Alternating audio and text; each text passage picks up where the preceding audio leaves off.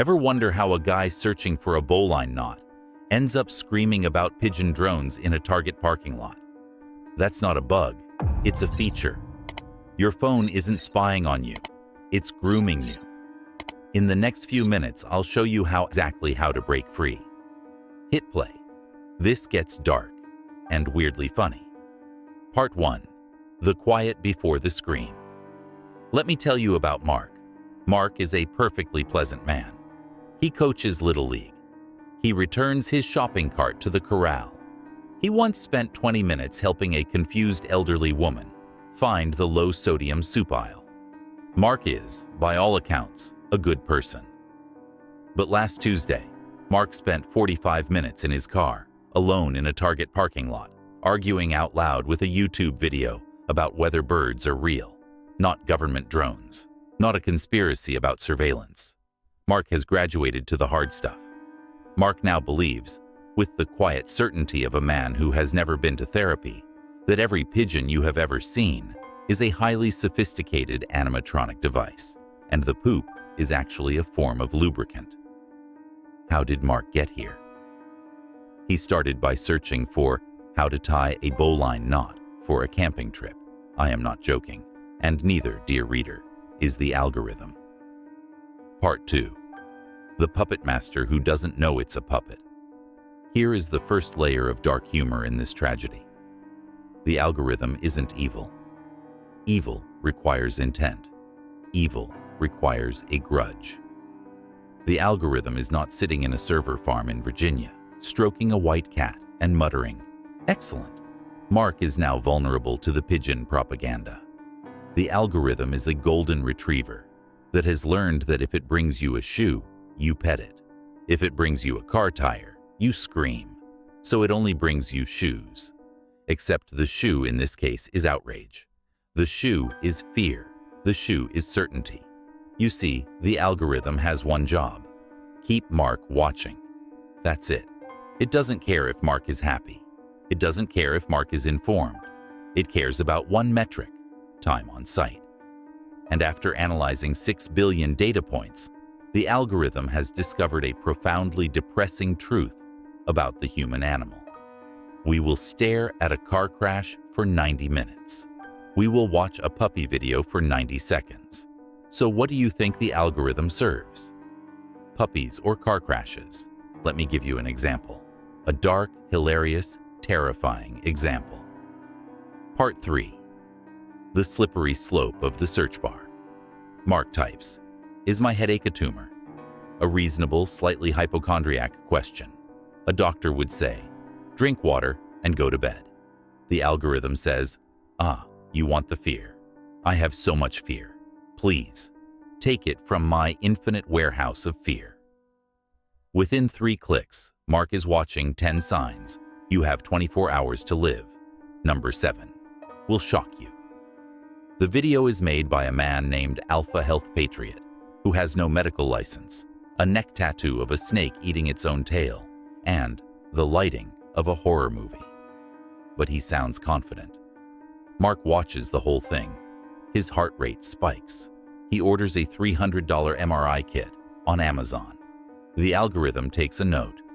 Mark likes being scared. Mark likes confirmation that the world is dangerous. Give Mark more.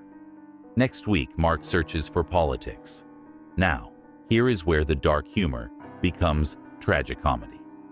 If Mark searched for "Why is the sky blue?", the algorithm wouldn't show him a physics textbook.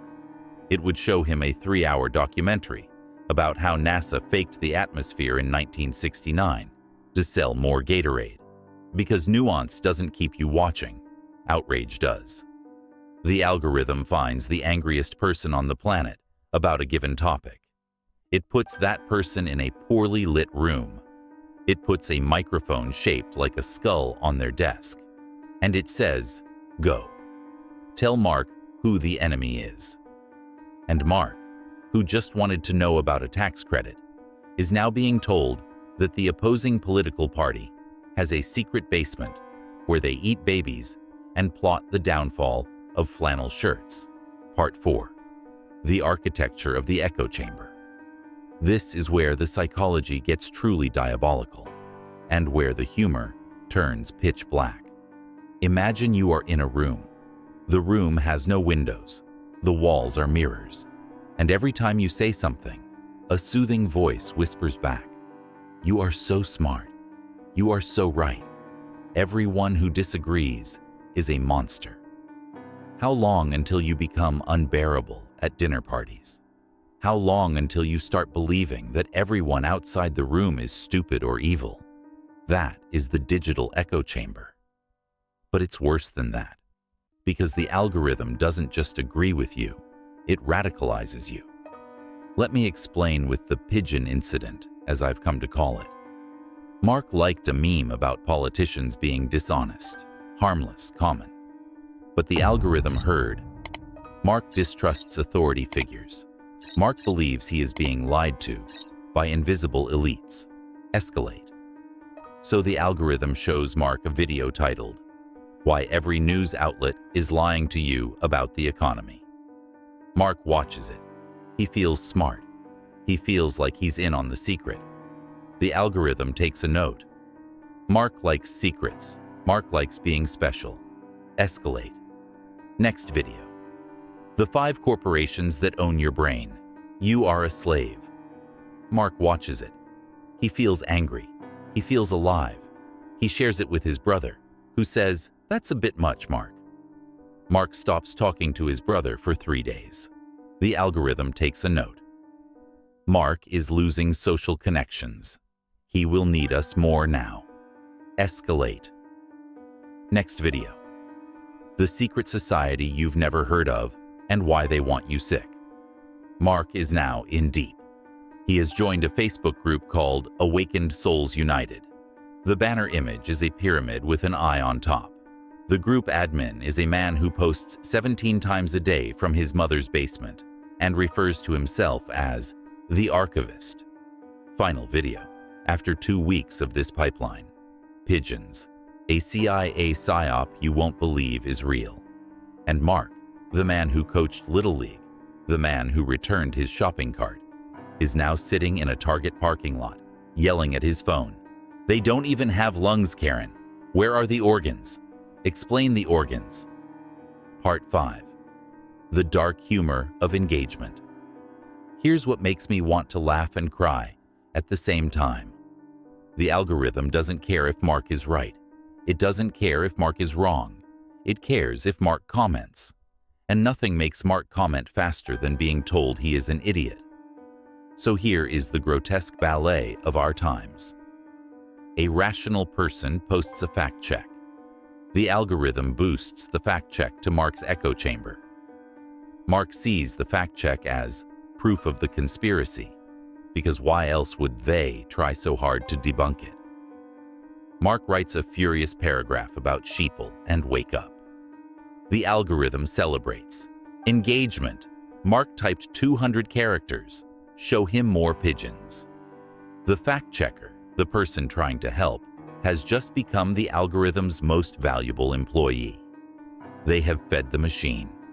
They have kept Mark in the chamber. The only way to lose the game is to not play. But Mark doesn't know that. Mark thinks he's winning. Part 6. The Feelings Factory. Here is the psychological masterstroke, the thing that should keep you up at night, preferably while laughing the hollow laugh of the damned. The algorithm doesn't sell products. It doesn't even sell ads, not really. It sells feelings. Specifically, it sells 3 feelings. 1. The feeling of being persecuted. You against the world. The world is wrong. You are right. Isn't that delicious? 2. The feeling of being special. You have the secret knowledge. The masses are asleep. You are awake. You are a hero in a movie no one else knows is playing. 3. The feeling of being angry.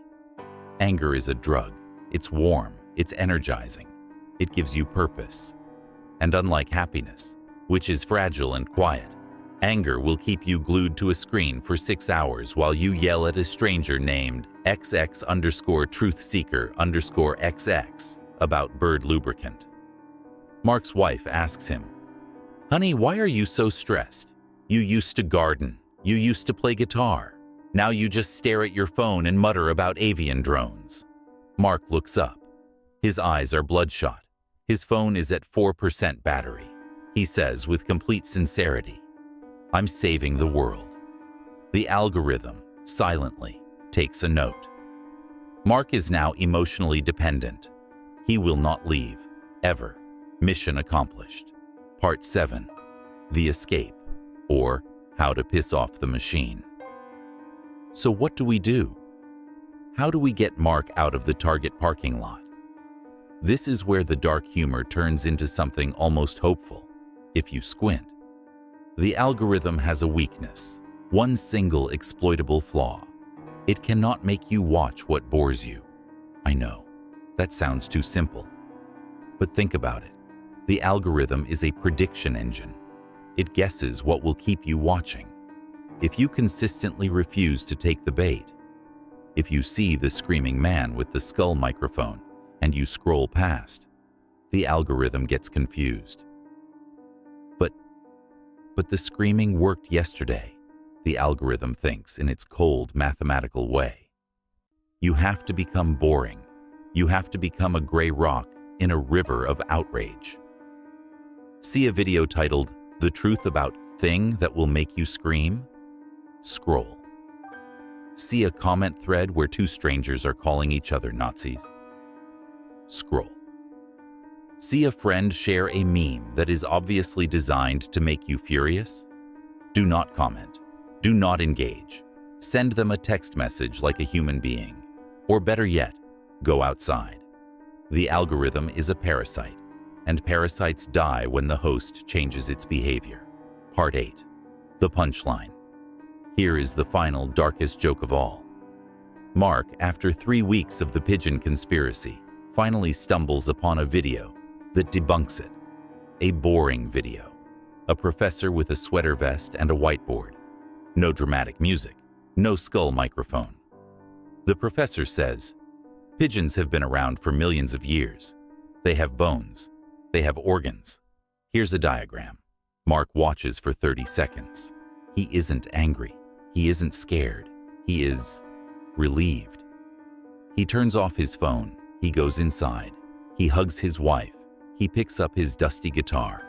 He plays a terrible, wonderful, out-of-tune song. The algorithm takes a final note. Mark watched a boring video for 30 seconds. Mark did not engage. Mark did not rage. Mark is no longer profitable. And the algorithm moves on. It finds someone else. Someone searching for, "Why is my left eye twitching?" Someone ready to believe that lizards run the government. Someone just like Mark used to be. The algorithm doesn't hate you. It doesn't love you. It just uses you. And then, when you become boring, it discards you without a second thought. That's not a conspiracy. That's just business. Now go for a walk, and for the love of God, do not look at the pigeons. They're watching. No, they're not. Probably. Go touch grass.